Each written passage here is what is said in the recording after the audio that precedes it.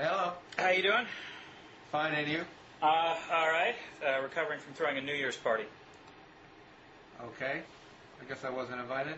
Well, you were a couple times on his way, and I don't think we've ever actually met officially, so, I didn't want to invite everyone. Actually, maybe we shouldn't be doing this now, but I think we were at Stanford together, no? We were at Stanford together? Yeah, what years were you there? I was there from 90 to 96. Yeah, I was there from 91 to 93. I didn't know that. You were in the journalism school? Or No, I got my history PhD there. I didn't know that. In 2 years? That's very impressive. Well, I did the coursework for, 3 or 4 semesters, and then I left and took my orals, and then I never went back. Okay. I got it. That's good to know.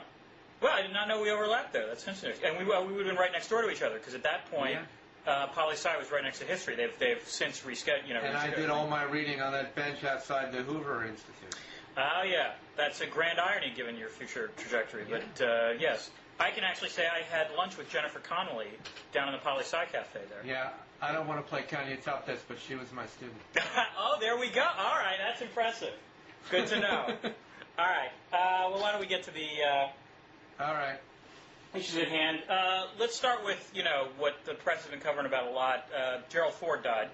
I'm surprisingly, not terribly moved by all of this sort of, there seems to be this whole exercise in eulogizing him, and it's not that I have anything horribly bad to say about him, but I'm just not terribly enthused either way. What are your thoughts? I don't have any feelings at all about Gerald Ford, but what do you think it's all about, all this mawkishness? I think part of it is, it is an exercise. We saw this with Reagan too, and I'm sure we'll see it with Carter if he were to die also. Part of this is sort of a national ritual thing. I might also think this way because I just finally caught up and saw The Queen, the movie. Have you seen that yet? Yeah, I thought it was pretty good. Yeah, and again, it was the same, similar sort of thing. The idea that this is sort of a national, outpouring of relief. Although with Ford in particular, it's odd. He was, it was not like he ever really held a mandate in any way. Not the same way that Reagan did, or Carter, or even Nixon for that matter. The other thing, though, that might be fueling this is the fact that Ford gave a couple of interviews before he died, clearly where it wasn't to be released until after he died. There was the interview with Woodward, and then also I think he did one with Michael Beschloss in Newsweek. Yeah. Which makes me wonder, is this going to be standard operating procedure now for all sort of future presidents?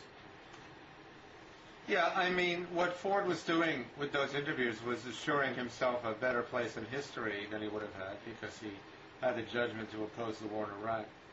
Well, yeah, but the one he did with Beschloss was back in '95. So it was No, but I haven't read that one. Right, yet, but it's the same thing. In other words, he's worried about his place in history, and he's not worried about whatever value his intervention might have in the present, which is, I think, kind of a selfish.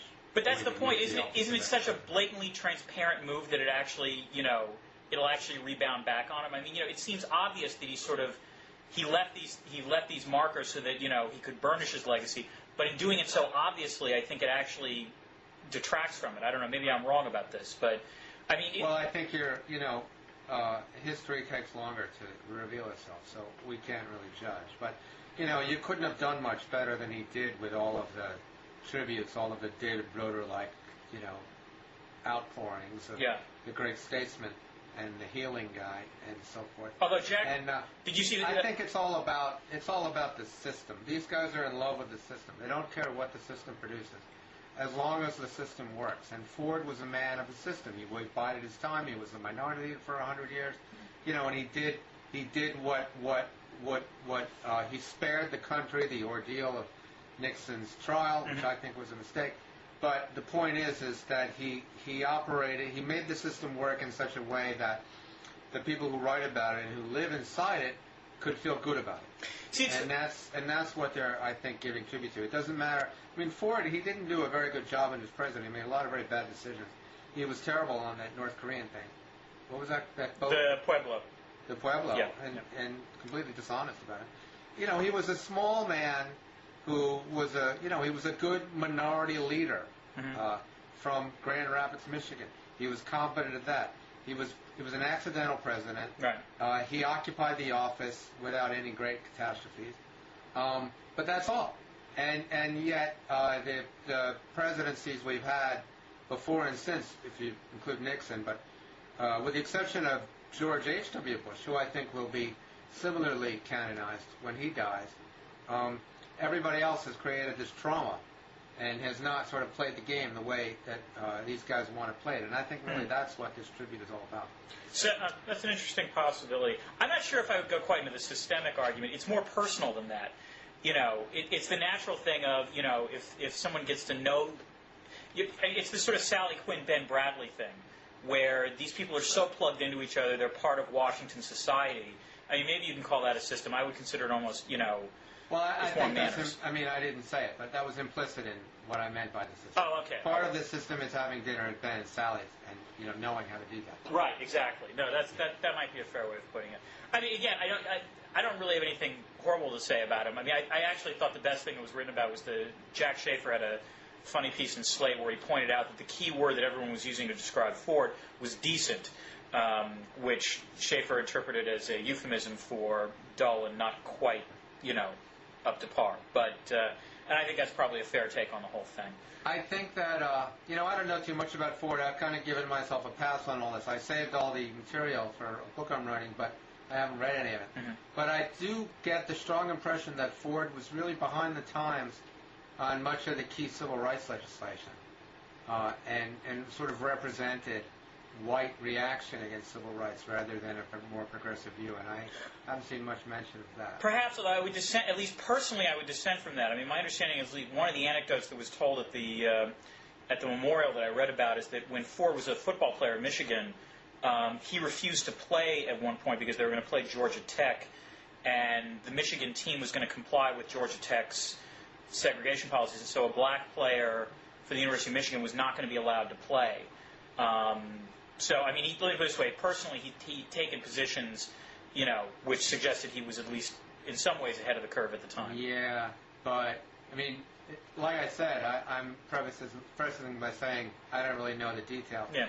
But guys are always being really nice personally and then being cowardly when it's necessary to show great public, courage.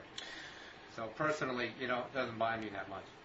I can accept that. And again, I don't know the details of Ford's history as the minority leader during the during the 60s. I had drinks at somebody's house the other day, and Rick Perlstein was there, who's been working for the past 5 or 6 years on a history of the Nixon era. Mm-hmm.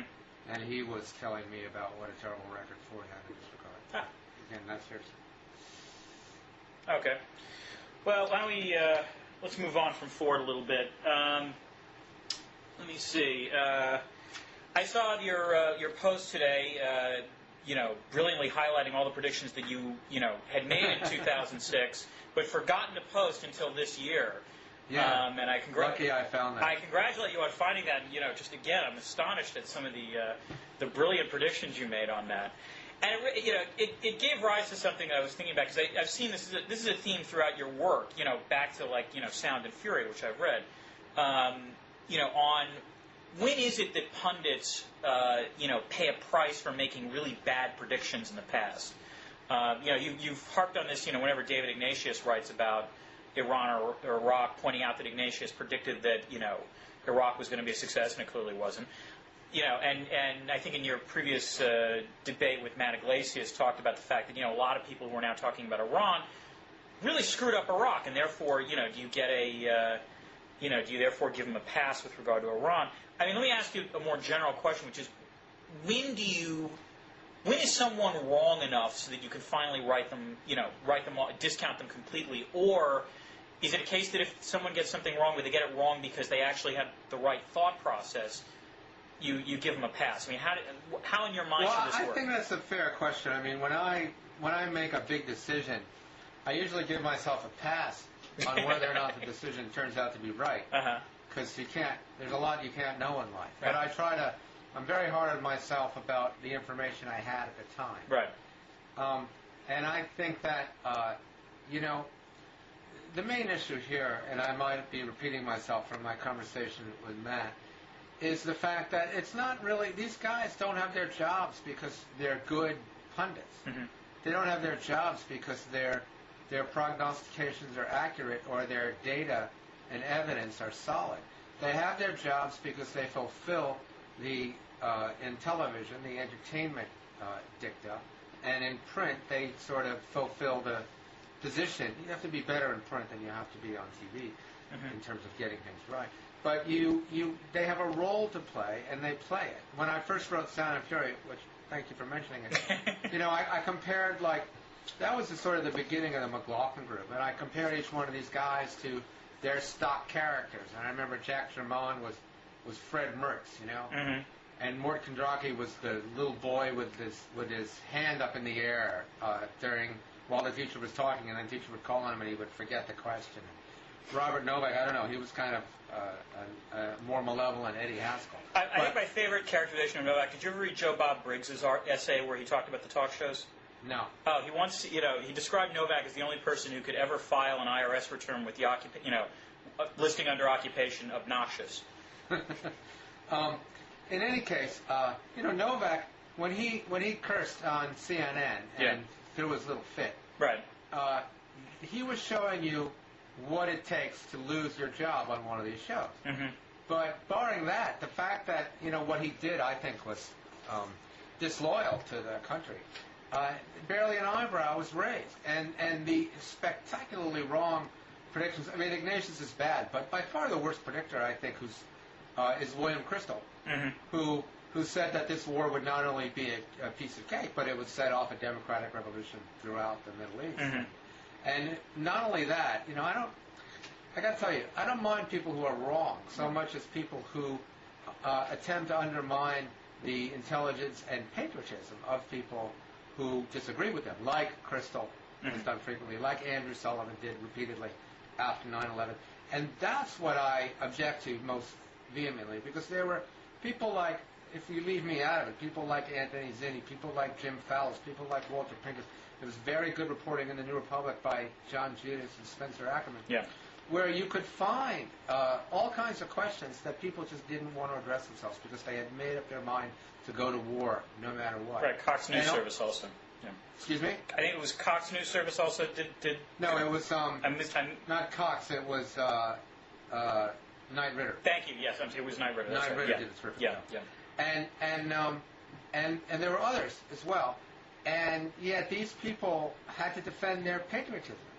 There was Bill O'Reilly had mug shots up of them. Both the New Republic and the Weekly Standard had idiot reports, or whatever they called them, as did Andrew, idiot awards or something. And the only crime of these people is that they had a different analysis.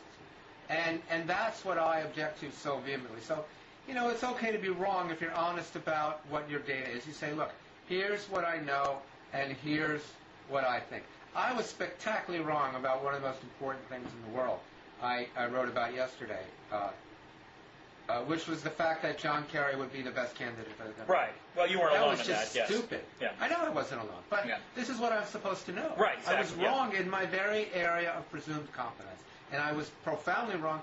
And whoever listened to me helped drive the country into George Bush's hands, which is the worst imaginable sin in my life. And it was terrible. But I think I was honestly wrong, and I didn't say if you disagree with me you're a bad person. But that's I think what the modus operandi of many of these guys is that they're so into the personalities they've created that they don't have any sense that many of these questions are complicated and difficult, and it's very easy to disagree on. To push you on Sullivan for a second, because he's clearly issued a fair number of mea culpas about Iraq, and that he got stuff wrong. Do you think that's sufficient, or you'll never forgive him for his behavior during the fall of 2001? Well, I won't forgive him even for his mea culpas.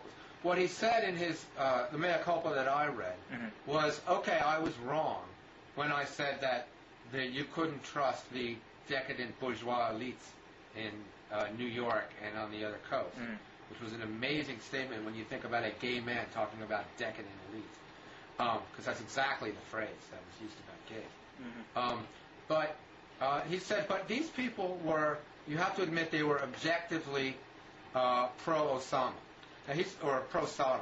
He's saying we were objectively pro-Saddam because we didn't think it was in the interest of the United States to take out this dictator. That doesn't mean we like the dictator. No. That means we recognize that the world is more complicated. We just can't go around the world taking out every dictator. We're no more objectively pro-Saddam than Andrew is objectively pro whoever the hell is committing genocide in Darfur. But again, Andrew he's done half of the job, which is the easy half, which is to say I was wrong about Iraq, I agreed about the WMD, and I got caught up in the moment. But he hasn't dealt with the really difficult part, nor has William Crystal, who hasn't even admitted to being wrong in Iraq. William Crystal wrote the most amazing column. I did an event with him, and I'm so mad at myself because we spent about an hour in the green room, and I forgot to ask him. But he wrote the most amazing column during the Democratic primaries in 2003, where he echoed a famous column of his father's that had appeared in Commentary in 1952. His father said, and I'm paraphrasing, but his father said, there's one thing that Americans know about Joe McCarthy, and that is he is unalterably opposed to communism. Of American liberals, they know no such thing. So that's always been a very sort of infamous statement by Irving Kristol. So William Crystal writes the very same sentence about Richard Gebhardt, substituting the word terrorism for communism. And I can't, for the life of me, figure out why he would want to relive this moment of McCarthyizing liberals the same way his father did on behalf of McCarthy. To why he would want to associate himself with that kind of thing. And that's, a question for a psychologist, not a political analyst. Right. But there are any number of instances where Crystal, where Sullivan, where most of the people on the staff of the Weekly Standard, and where members of the Bush administration have said, it's not that we disagree, it's that I love America and my opponent doesn't. And this is poison in our political discourse. It is poison. Can I ask you a question? Isn't it also, it's poison that in the end has killed them just as much as it's killed their, opponents. There's no question that this kind of rhetoric had an effect, to some extent, certainly in the first term of the Bush administration between 9/11 and let's say 2004. But do you think that it's still, there is a learning effect, I would have to think, and I don't think it's working in the same way. Take the New York Times story yesterday, the one where Bush says he doesn't want to say, that he can't talk, he has to talk about victory. That he doesn't want to stop talking about victory in terms of Iraq, even though it's obvious to pretty much everyone that we're never going to have anything approximating victory in Iraq. But he's almost trapped by his own rhetoric. It's blowback. It's a blowback problem, and as a result, he looks more and more foolish. He does, but he's still the president. He's still the president, yes. He's still the president, and the punditocracy, the very same people who have done this, have retained their positions in the punditocracy or been promoted. Sullivan and Crystal are now 2/5 of Time magazine's contributors, joined by Charles Kronhauer and Joe Klein, who does a lot of this same kind of thing. There's no price to be paid for attacking the left in this as unpatriotic.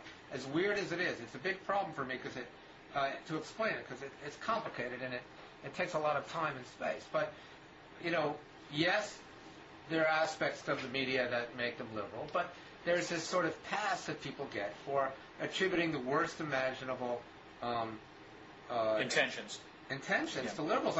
Thomas Friedman, who's not even considered a conservative, wrote a column saying liberals want us to lose in Iraq. He didn't present a single shred of evidence.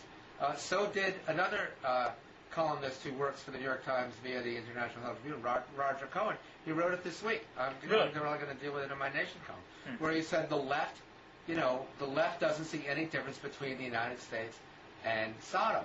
Christopher Hitchens this week said that, there's an equation on the left between the Taliban and the United States. These are all ways of saying we don't love our country. It's not even Hitchens' country. It's not even Sullivan's country. It's just amazing to me that what you can get away with on the left. The reason I think Eric, wait a minute. The Taliban does trigger something in me. There have been people on the left who have used the rhetoric describing the Republican right as like the Taliban. Correct me if I'm wrong. I've done it myself. Yeah. The Taliban wing of the Republican Party. But we're kidding. Oh, okay. So it's a question of humor. It's tongue-in-cheek. All right. Maybe the problem is just these guys don't have a sense of humor. Yeah, I was going to say, it's one of those things where the joke is too soon.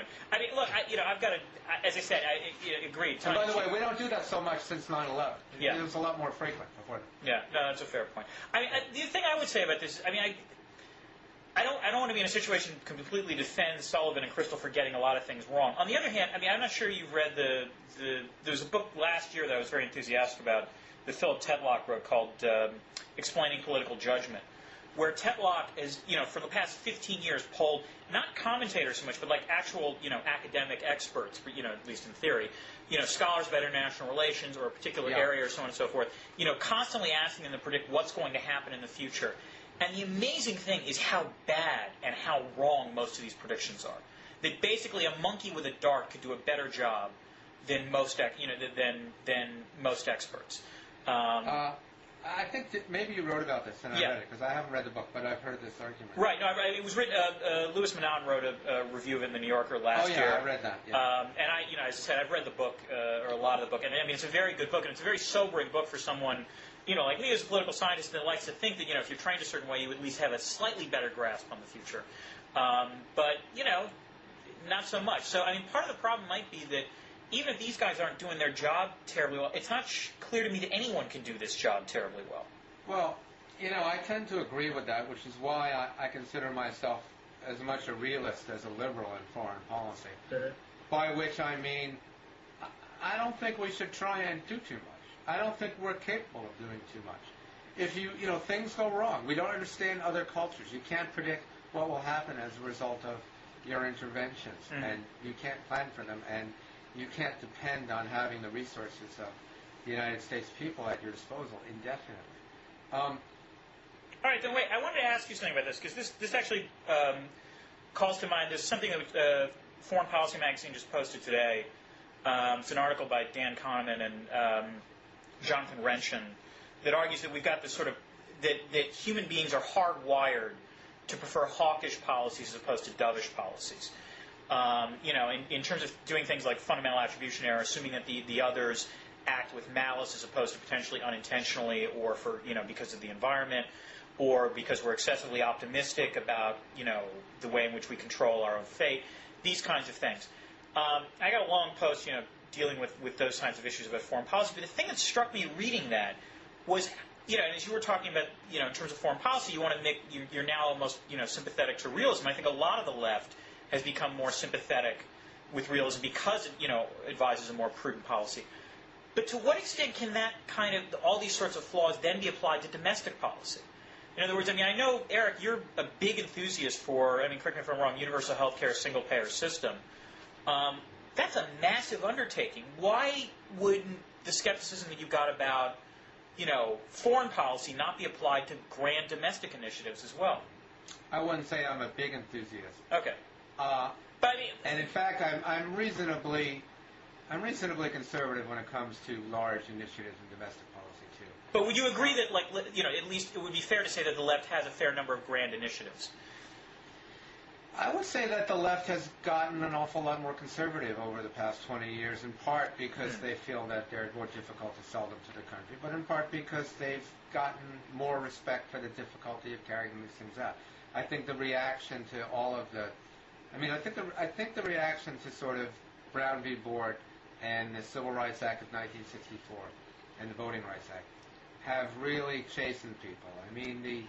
There's been so much, we just figured there was a sort of we shall overcome period of American history where we just had to educate the races to love their brothers and give the poor little black and brown children a chance to have the same opportunities as white children, and everything would be fine. And in fact, we've basically had a race war in this country, a low-level race war, for the past 60 years that sometimes has broken out into violence and other times has been conducted non-violently.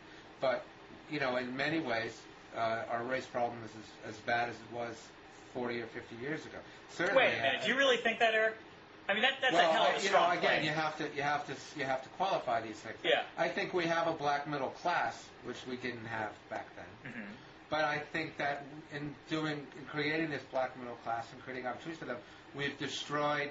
This is William Julius Wilson's argument. Mm-hmm. We've destroyed the foundation of life in the ghetto, and so that the black underclass is far worse off than it was back then. And affirmative action programs don't touch these people at all. Right. In the 146 top universities in America, I've just been writing about this for this book I'm writing, only 3% of students come from the poorest quartile of the country, in which black people are disproportionately part. So, in many ways, if you were born in Watts today or in parts of the Bronx, your life would be a lot less personally satisfying to you than it would have been in 1950, when that was a genuine functioning community with economic opportunity and professionals and clergy and black doctors and lawyers and so forth who lived among you. Now, I'm not saying that that world is better than this world, but what I'm saying is that there were all. The only point I'm making here is that there were all these enormously unintended and damaging consequences. Right. There were yes. To these. However well-intentioned desegregation was intended, and so I think it's made liberals a great deal more conservative about trying these things. I mean, there's just no political support in this country anymore for a race-based affirmative action. If you look at the example of Michigan in the last election, that Richard Cullenberg's been writing about a lot, it had the support that that affirmative action law had the support of every single major establishment category in the state, including the Republican and Democratic candidates for office. And it had big business support and it had youth support. And yet it was overwhelmingly rejected by the very same electorate that elected a lot of liberals to office, including the governor. So there's just no support for that kind of thing in this country anymore. And liberals have to come to terms with the fact that Americans are just they're up for some things and they're not up for other things as much as we would like them to be. And no matter how much we educate them to be up for the things we'd like them to be, it's not going to happen. So I think that we've learned that lesson, and I think that you're always going to find a few holdovers, who represent very particular constituencies. But I think the leaders of American liberalism are a pretty pragmatic bunch, both in foreign and domestic policy. Their problem is that they don't know how to articulate their principles. Nobody knew what the hell John Kerry stands for, and it's hard. I still don't know what John Kerry stands for, to tell you the truth. Yeah. And it's true. When Al Gore ran in 2004, nobody knew what he stood for either. And if you ask me what I stand for in foreign policy, I'd have a hard time telling you too. So the difficulty that liberals have, I think the Republicans, I think the conservatives have by and large discredited themselves because they became incredibly extremist at the same time they became incredibly corrupt. And so they, if a Republican wins, it's not going to be a Republican in the mold of Bush. No, I agree. I mean, this actually goes to the question I think you wanted to talk about, the point about grand strategy. Where do we go from... Why don't you recap that fine article you wrote? The Washington Post piece, yes. Yeah. Absolutely. It was basically sort of a review of, it was an acknowledgement of the fact that, clearly Bush's grand strategy has not really worked, as articulated in the forms of, neoconservatism, doctrine of preemption, the notion that, we'll engage in forcible regime change, and that will lead to democracy, and that will, drain the swamp of terror. Therefore, we're casting about for a new grand strategy, but just because the old one's been discredited doesn't mean you're going to see a new one for a couple of reasons. The obvious one is that George W. Bush is still president for 2 years, but more importantly, you need a logical alternative that is attractive and that actually deals with current difficulties. And so the Post piece sort of reviewed a lot of them. Ethical Realism, which Anatole Lieven and John Holtzman put forward, the Princeton Project on National Security Strategy, which is sort of deals with multiple threats, Francis Fukuyama's strategy, which is sort of multilateralism, which is more of a process really than a strategy, and then Michael Mandelbaum's sort of America Unlimited Hegemony. And actually, Eric, this is a good point. I would like to officially apologize to all of those people whose grand strategies did not make it into the Post piece. Thank you. I got your emails. I apologize. There was limited space. I only had 1,750 words. Bob Wright, this includes you. You didn't email me. You were classy, but I'm sorry. I actually had a paragraph on your... Bob's is actually one of the best. I had progressive realism in there, but it got cut. So I just want to apologize to everyone because there were a lot of other grand strategies that I didn't get to. Maybe I'll write a more ambitious piece later on that, but don't send me any more emails on this. Well, as I recall, of the ones you covered, I assume you chose the ones that you thought were the strongest. I chose the ones that I thought were, I also did, to be honest, chose the ones that were more recent, because obviously it was for the Washington Post. Yeah. But yeah, and I chose the ones that I thought made the biggest splash in terms of, when they came out and, developed some conversation. Yes. Of my recollection of your piece, it was the ethical realism. I said that by a nose I thought ethical realism would work, mostly because the other strategies that were out there, Mandelbaum's, the Princeton projects for that matter, and Fukuyama's, all envisioned a much more ambitious U.S. foreign policy, and I don't think the public's in the mood for that right now. Whereas the advantage of ethical realism is that, it basically advises the U.S. to retrench a little bit, to get off the Korean Peninsula, to, stop irritating other great powers. And that's, I think, consistent with the mood of the country right now.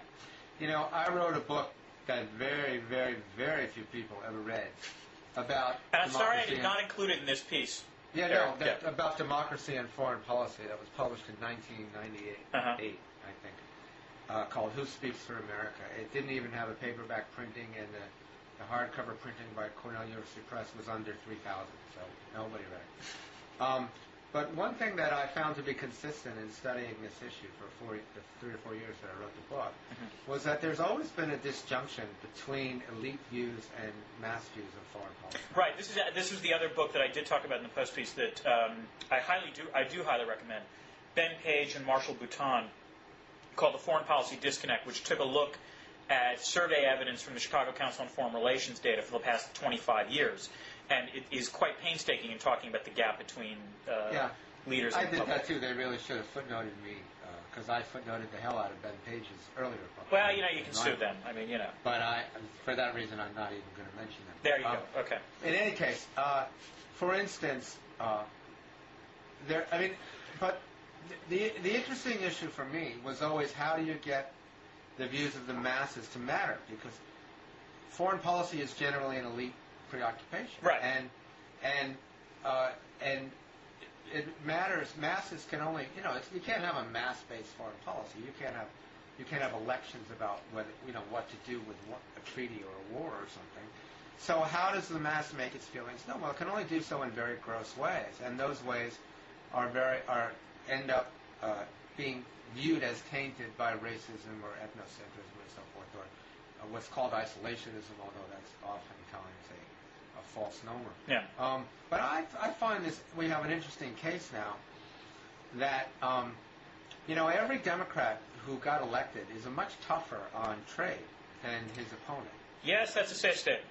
And by tougher you mean more protectionist. There's no other word for it. Well, you could call it protectionist. Yeah.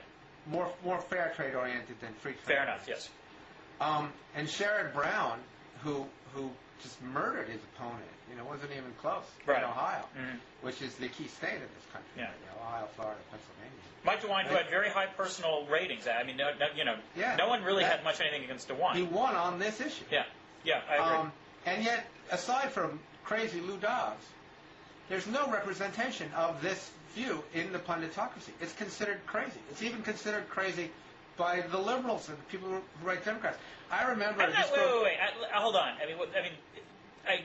Pat Buchanan certainly falls into this category. I know, but it's only crazy people. I don't know. Doesn't Stephen Pearlstein also, hold this, and Harold Meyerson to a lesser extent? Harold is it? Yeah. Harold alone. But I found this column. I'm writing this book on liberalism now, and it's complaining about the way liberals are treated everywhere. And there was a column where Nicholas Kristof, during the 2004 election, Nicholas Kristof, who calls himself a liberal, right? He complained that on the one hand, Republicans, the Swift voters, were lying about John Kerry's record, and that was bad. Right. But on the other hand, Kerry refused to embrace free trade the way he should. In other words, he had an intellectual difference with Kerry, and it's actually a difference with the side that's supposed to be his side. Yeah. And he compared that to the intellectual dishonesty of the Swift voters. Tom Friedman does this all the time. The view within the punditocracy is that it's intellectually dishonest to question this free trade regime. Mm-hmm. And yet this is a majority view in the American people, and always has been. If you look at it's been consistent. I agree. I've written at length. I mean, I wrote about this for my Council on Foreign Relations book, and I've got another article that I've actually got something coming out in the National Interest. Did you write that history of the Council on Foreign Relations? The history of the Council on Foreign Relations? No. I wrote a book that the Council on Foreign Relations published called U.S. Trade Strategy that talks about the public opinion mood. I had a piece in the American Interest last year about this as well, about the fact that the polls show unremitting hostility to free trade. Yeah. And it's funny. I'm pretty unsympathetic to free trade. I read the same book that Pat Buchanan read, it was the economic history of the country. I can't remember the author now, but he read it right before the New Hampshire primary when he did really well. 92, yeah. Yeah, and I found it very compelling that if you look at the years historically, that the United States actually grew incredibly well under protectionism. Anyway, that's correlation, not causation. I mean, I'm not terribly. No, I know, but the other argument is also correlation without causation. I debated when I published this book, Who Speaks for America. I debated Fareed Zakaria. Yeah. He was good enough to debate me on my book, and he said, "How can you argue with free trade? It's given us the most successful, prosperous outcome imaginable." Yeah. But again, there's no necessary correlation between those. Well, I would disagree. I mean, look, there's a lot of studies I can cite you if you want. I mean, the Institute for International Economics, I think, had a great book out 2 years ago, which I cited, that sort of actually did a very detailed methodology to try to chronicle exactly the benefits to trade. I'm going to have to try and remember the name. I could go into my library and pull out this book, but I'm going to have to. But in any case, we're not going to solve that one. I agree. Okay. But I think we do agree, though, that if you poll Americans, you're right in that free trade, to some extent, is an undemocratic foreign policy in the sense that it doesn't mesh necessarily well with what the mood of the country is. And there's quite a few of those kinds of issues. Yeah, okay. That's the most illustrative one. Right. So the question is how do you have a free trade? How do you have a foreign policy that you think will be an effective foreign policy that is also consistent with how you talk about foreign policy in the domestic arena? And it's very, very difficult. It's difficult if you believe in free trade, and it's difficult if you don't believe in killing people. Well, I would say a few things. First of all, I mean, one of the things that I was struck by when I actually reviewed a lot of these grand strategy books is the extent to which trade is a vital component for them of grand strategy, which is part of the problem, I think, is that a lot of the critiques about trade, when we talk about trade domestically, and you're right, there's not a lot of, sympathy for the fair trade position, but all these people are talking about in terms strictly of economic effects. But the fact is, one of the biggest boons for a lot of grand strategists is the political effects that trade liberalization has. In terms of by keeping our market open, it presumably generates goodwill, not to mention economic growth in other countries. And what's interesting is that pretty much across the political spectrum, with the exception of sort of either extreme left or extreme right, there is an enthusiasm for trade expansion as one of the primary pillars. Commercial diplomacy was one of the primary pillars of any grand strategy out there. And yet I think one of the problems is that trade is not actually sold domestically, as a political argument. I mean, this goes back to, even something like NAFTA, for example. I mean, Paul Krugman, who's, been somewhat critical about the economic effects of NAFTA, wrote a great piece in Foreign Affairs in '94, saying, look, the reason we're doing NAFTA is not because of the economics of it, because of the politics. We want a stable Mexico. And this sort of locks Mexico into a certain set of reforms. And even Joe Stiglitz, who's hardly an enthusiast about free trade at this point, I debated him about this at one point, and Stiglitz said when he was head of the Council of Economic Advisors, they recommended NAFTA because of the political effects. So I think part of the problem is trade is not debated in this country, in an honest way. I think on both sides. I think you're right. It would be nice to see more fair trade voices. Because that is resonant with the public mood. But I also think that you can make a compelling argument for free trade, not just based on the economics, but based on the politics. Right. Well, I think the free trade argument is a lot like the foreign military policy argument, which is if you don't embrace the consensus view, you're A, an isolationist, B, you're looking backwards, C, you're afraid to compete. It's never made on the merits. I agree. There's a case to be made on the merits. But the elite consensus makes people lazy on this. And again, so much of our debate is at the level of invective. Now, maybe some people might think I'm guilty of that myself. Yeah. But, go ahead. it's because I'm tired of taking it. Okay, well, I'm trying to think if there's anything else. Oh, you wanted to talk about Israel and the Israel lobby and Carter. Yeah, I don't know. You think we need to do that? I have to say I've made it a professional policy not to try to get drawn into the Middle East. Yeah, no, it's late. We'd need a lot of time. Yeah, I agree. So maybe we can do that next time. 40 minutes. 40 minutes is good. I think so. Yeah. All right. Well, this was very enjoyable, Eric. Hope to talk again. See you soon. Bye. All right. Bye.